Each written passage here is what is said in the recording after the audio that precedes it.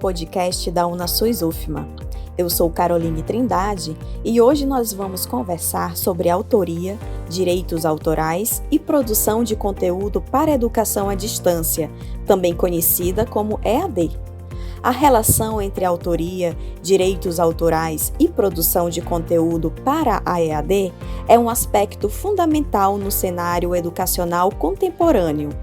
Nesse contexto, é crucial respeitar e cumprir as leis de direitos autorais ao utilizar materiais produzidos por terceiros, seja citando corretamente as fontes ou obtendo permissão quando necessário. Para falar sobre esse assunto, convidamos o professor Edilson Reis, que também é biblioteconomista e designer de produto pela Universidade Federal do Maranhão, UFMA, e Centro de Ensino Superior de Maringá, Unicesumar, mestre em Design Multimídia, UFMA, e doutor em Designer de Sistemas de Informação, UFPR. Professor Edilson, seja bem-vindo. Fique à vontade para se apresentar aos nossos ouvintes. Muito obrigado pelo convite, Fico muito agradecido em vir falar com vocês aqui sobre direitos autorais e produção de conteúdo para EAD.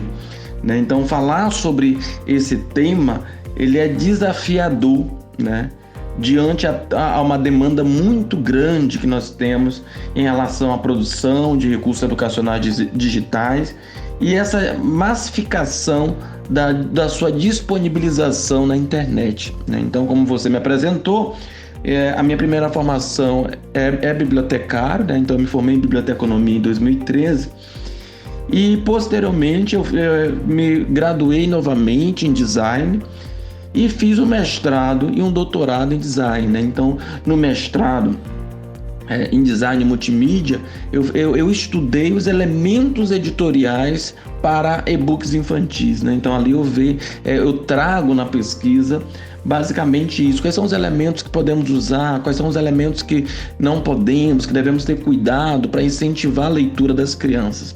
E no doutorado eu ampliei esse leque, Então eu desenvolvi uma metodologia para avaliação de recursos educacionais digitais, em específico e-books voltados para a área da saúde. Então o que eu pude entender com essas pesquisas? Que essas pesquisas elas evidenciaram o cuidado com os direitos autorais na produção de conteúdo para diversas modalidades de ensino. Então, elas não tiveram foco especificamente o direito autoral, mas a partir do momento que eu fui trabalhando, fui verificando, evidenciou a necessidade de entender direito autoral e como ele funciona no dia a dia com quem trabalha com recursos educacionais digitais, principalmente para a modalidade EAD. Professor Edilson, para começar nossa conversa, gostaríamos de compreender a relação entre autoria e direitos autorais. Existe alguma legislação específica que aborde esse tema? Como eles estão ligados à produção de conteúdo para a educação à distância? Vamos lá. Então, primeiramente, nós precisamos entender esses conceitos, Então, a autoria, ela refere-se à criação e desenvolvimento de materiais educacionais. Que materiais são esses? Textos, vídeos, apresentações ou outros recursos utilizados no ambiente de ensino online.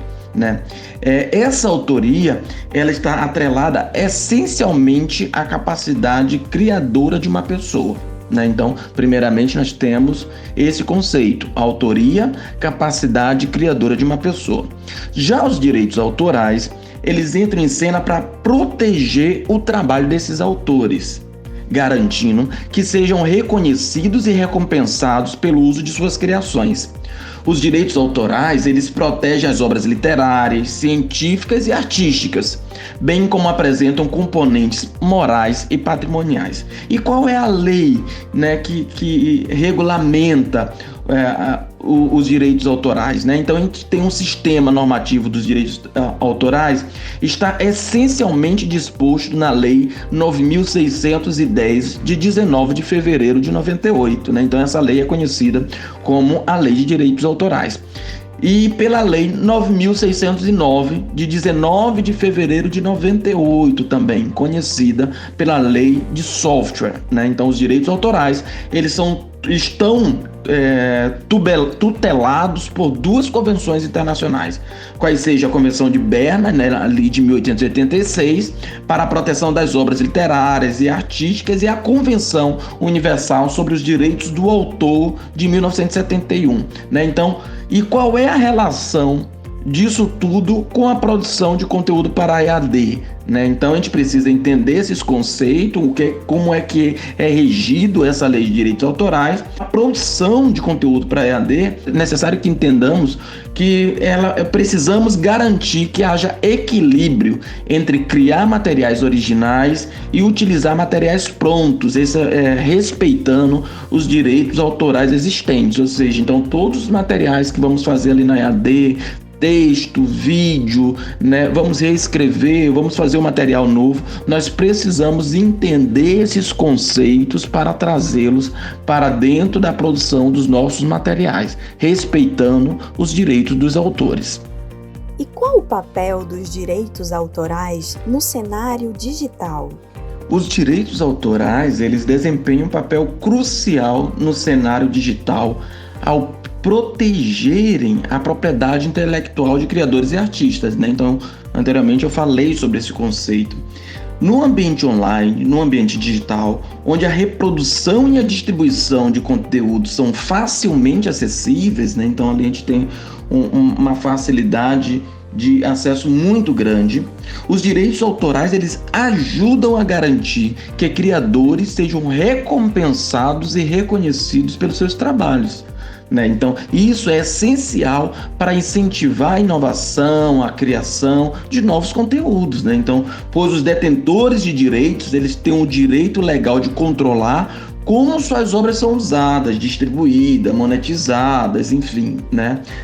Na internet. Ao mesmo tempo, os direitos autorais, eles também devem equilibrar o acesso à informação e à cultura. Como assim? Garantindo que existam exceções para o uso legítimo de obras protegidas para fins educacionais, críticos ou até mesmo de pesquisa. Muito bom, professor Edilson. Na elaboração de materiais educacionais, o plágio é um problema amplamente reconhecido. Gostaria que você falasse um pouco sobre essa questão e sobre as implicações do plágio no contexto educacional, destacando a importância de abordá-lo com rigor e ética. Certamente, né? Então vamos lá.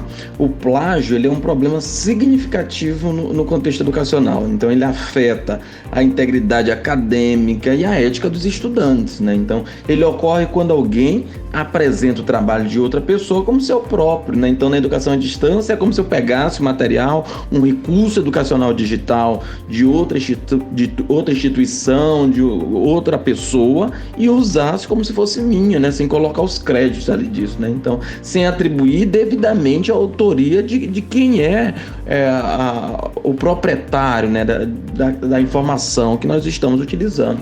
Então isso pode incluir cópia a trecho de texto, usar ideias sem citar a fonte, ou até mesmo comprar trabalho pronto, né? Então a gente tem visto muito isso, a venda de trabalhos, né? Então isso também é um plágio, né? Então as implicações do plágio, elas são diversas e sérias. Então, primeiramente, ela compromete a honestidade intelectual dos estudantes, minando a confiança e o valor do processo educacional, né? Além disso, ela prejudica a capacidade dos alunos de desenvolverem habilidades críticas, como pesquisa, análise e síntese de informação. É crucial abordar também que o plágio, com rigor e ética desde cedo, tanto no ensino fundamental quanto no superior, é necessário abordar sobre isso, né? Então é necessário trabalharmos sobre isso, batermos mesmo nessa tecla, né? Os educadores, eles desempenham um papel fundamental ao ensinar sobre a importância da originalidade, né? Então, do crédito apropriado e das práticas éticas de pesquisa e escrita.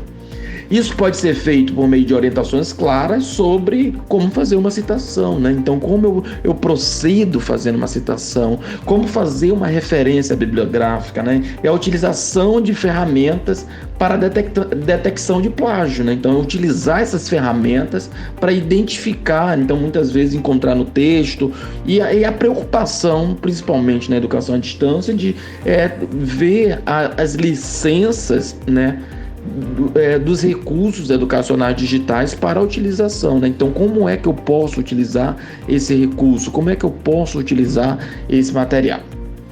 Além disso, é importante criar um ambiente educacional que incentive a criatividade e a expressão individual, né? Então, valorizando a contribuição única de cada aluno.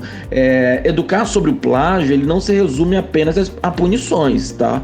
Mas sim a cultivar uma cultura de integridade acadêmica, onde a honestidade e o respeito pela propriedade intelectual, elas sejam fundamentais. Professor, e quais são as categorias de plágio que existem e como podemos descrever as características de cada uma? Então vamos lá, né? Então, quando a gente fala de tipologia, eu gosto de citar uma obra muito interessante, um livro chamado Outras Palavras para Autoria e Plágio, né? Então, o autor se chama Marcelo Kroskowski, né? Ele fez um levantamento dos tipos, né, de plágio que nas melhores universidades do mundo, né? Então ele traz um quadro nessa obra que ele vem dizendo o que é cada tipo de plágio, né? Então, o primeiro tipo de plágio é o plágio direto, né? Então, o plágio direto é a reprodução literal de um texto ou de um recurso sem identificação da fonte. O segundo tipo que o autor coloca é o plágio indireto, né? Então, o que seria um plágio indireto? É a reprodução das ideias de uma fonte original com palavras diferentes da fonte original, mas sem identificá-las, né? Do terceiro tipo de plágio é um plágio que ele chama de plágio mosaico, né? O plágio mosaico. E o que significa? É a reprodução de fragmentos de fontes diferentes que são misturados com palavras, conjunções, preposições, para o que o texto ele tenha sentido, né?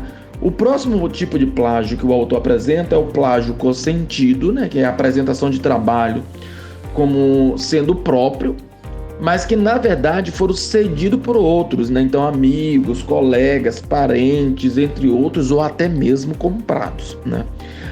Existe o plágio de chavão, né? Então, que é a reprodução de expressões, chavões ou frases de efeitos elaborados por outros autores. Tem o plágio de fontes, né? Que é a reprodução das citações apresentadas em outros trabalhos, porém a fonte citada ela não foi consultada pelo o relator, né? Pela pessoa que está fazendo o trabalho. E por último, né? Então, é um tipo de plágio que as pessoas não levam muito a sério, que também é a questão do autoplágio, né? Então, o que significa um autoplágio? A reprodução de trabalhos próprios já apresentados em outra circunstância, né? Então, utilizando de forma ipsiliter, né? Então, você não colocou uma citação, você não fez uma modificação, remetendo que esse material ele já foi desenvolvido para ser utilizado em outro momento, né? Então, eu gosto de utilizar esse quadro resumo, né, esses conceitos resumos desse levantamento dessa obra do professor Marcelo. Excelente explicação, professor. Nesse contexto, pergunto: como prevenir o plágio? Há um fluxo a ser seguido? Quais são as considerações fundamentais que um professor-autor precisa ter em mente para evitar a ocorrência de plágio? Como prevenir o plágio é sempre um questionamento, né, que eu recebo depois de falar sobre o que qual é o tipo. Então as pessoas ficam meio com medo, né? Será que os recursos que eu estou produzindo têm plágio? Como é que eu faço para evitar, prevenir, né, o plágio em si, né? Então a prevenção do plágio ela demanda uma abordagem multifacetada, que combina orientação, demonstração de boas práticas e utilização de ferramentas específicas. Inicialmente, é essencial proporcionar uma explicação detalhada sobre o plágio. Então, eu conseguindo entender o que é esse plágio, instruir sobre técnicas de citação e demonstrar exemplificações concretas de como realizar referências apropriadas, né? Então, nós temos duas normas da BNT. Então, temos uma norma da BNT de citação e uma norma de referência, né? Então, como na norma de citação, ela explica os tipos de citação, como é que eu devo colocar, qual autoria, né? Então, se eu estou reutilizando uma imagem, se eu estou reescrevendo um texto, eu estou pegando uma ideia. Então, basicamente, essas orientações elas existem na norma da BNT.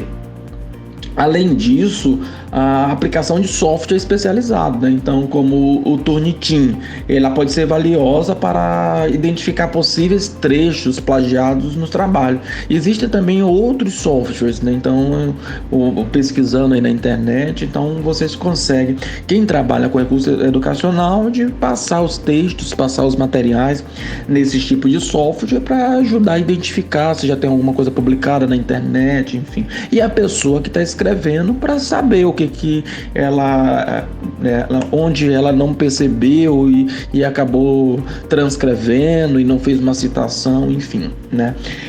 Estabelecer expectativas claras em relação à originalidade, né, dos trabalhos e fornecer feedback individualizado são estratégias chaves também. É relevante também a elaboração de tarefas que demandam a expressão de opiniões e pensamento crítico, né? Trabalhar muito isso, reduzindo a probabilidade de simplesmente ficar ali reproduzindo em um loop, né, que não termina.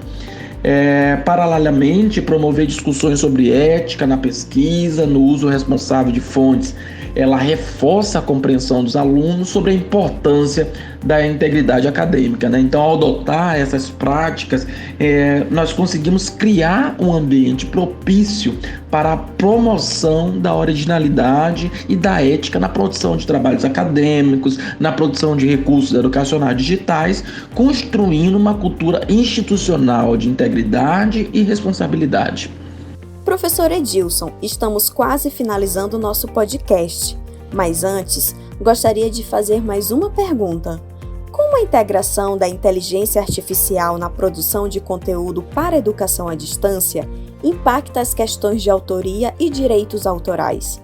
Quais são os desafios e considerações éticas ao utilizar inteligência artificial na criação de materiais educacionais? Muito interessante, né, falar sobre esse tema, porque a inteligência artificial está sendo utilizada em tudo, né? E a criação de materiais educacionais não poderia ficar de fora, né? Então, como nós vamos perceber essa utilização, né? Então, como se dá essa incorporação, né, dentro da produção desses materiais, né? Então, a incorporação da inteligência artificial na criação de conteúdo para a educação à distância, ela traz implicações desafiadoras, né? Então, para questões de autoria e direitos autorais, né? Como eu já falei anteriormente. Ao utilizar, por exemplo, algoritmos e sistemas de inteligência artificial para gerar esses materiais, surge a complexidade sobre quem deve ser considerado o autor real, né? Então, é a primeira questão que aparece, né? Quem é o autor desse recurso? Quem é o autor desse texto? Quem é o autor dessa imagem? O criador do algoritmo, o programador ou o usuário que operou a IA para produzir esse conteúdo, né? Então, são questionamentos ali novos, né? Então, como começou agora essa massificação nessa utilização, então são questionamentos que a gente se propõe, né? Os direitos autorais também eles se tornam um ponto sensível, né? Atribuir créditos pela autoria se torna um desafio, já que os materiais eles podem ser gerados por algoritmos que usam dados de várias fontes, né? Então, levando dúvidas sobre a originalidade, o reconhecimento correto das fontes usadas, se aquela informação é verídica, né? Então, a gente ainda tem isso. Existem alguns desafios éticos, né, para utilizar IA. na criação de materiais educacionais, principalmente. Então, é essencial garantir a transparência, permitindo que educadores e alunos eles saibam quando estão interagindo com um conteúdo gerado por IA e compreendam os limites da intervenção humana na sua produção. Então, outro aspecto que a gente tem que levar em consideração é garantir que a IA ela respeite os direitos autorais de outros materiais, então evitando plágio e respeitando as licenças de uso desses outros materiais. A responsabilidade por eventuais erros ou viés no conteúdo gerado pela IA também é uma preocupação importante. É necessário um controle ético rigoroso para lidar com essas questões, certo? Em resumo, né, então para fechar essa fala, então essa é uma pergunta ampla, mas eu preciso, né, dar uma resposta para vocês, é que a integração da IA na produção de materiais, principalmente na modalidade à distância, ela levanta desafios em relação à definição de autoria, direitos autorais, transparência, responsabilidade e ética. Então, encontrar um equilíbrio entre a inovação trazida pela IA e o respeito aos princípios éticos e legais no campo educacional é crucial nos dias de hoje. Muito obrigada por todos esses ensinamentos. É um tema muito relevante sobre o qual o profissional deve estar sempre atento. Para encerrar, professor Edilson, qual mensagem você gostaria de deixar aos nossos ouvintes?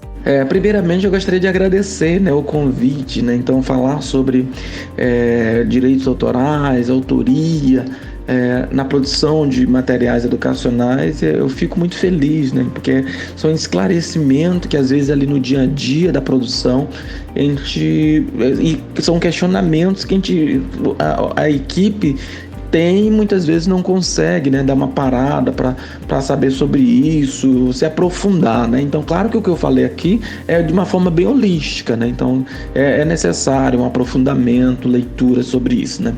Estou muito feliz, né, em poder falar sobre esse tema.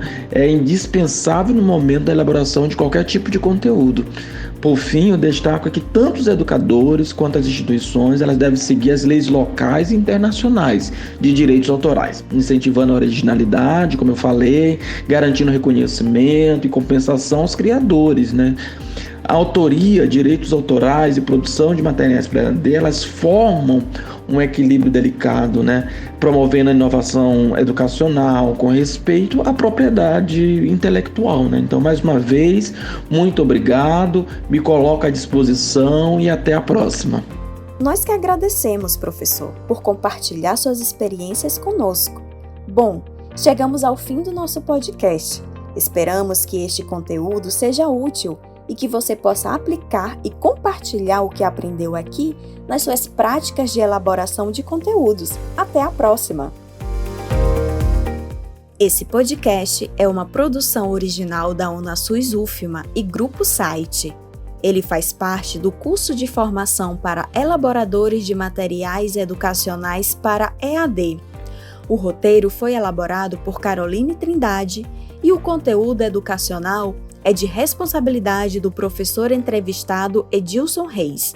A locução é de Caroline Trindade. A edição e finalização de áudio é de Ana Rafaele. A licença de uso permite a reprodução, a disseminação e a utilização dessa obra em parte ou em sua totalidade, nos termos da licença para o usuário final do Acervo de Recursos Educacionais em Saúde, o ARES. Para os usos listados, deve ser citada a fonte e é vedada a utilização comercial, sem a autorização expressa dos seus autores, conforme a Lei de Direitos Autorais, LDA, número 9.610, de 19 de fevereiro de 1998.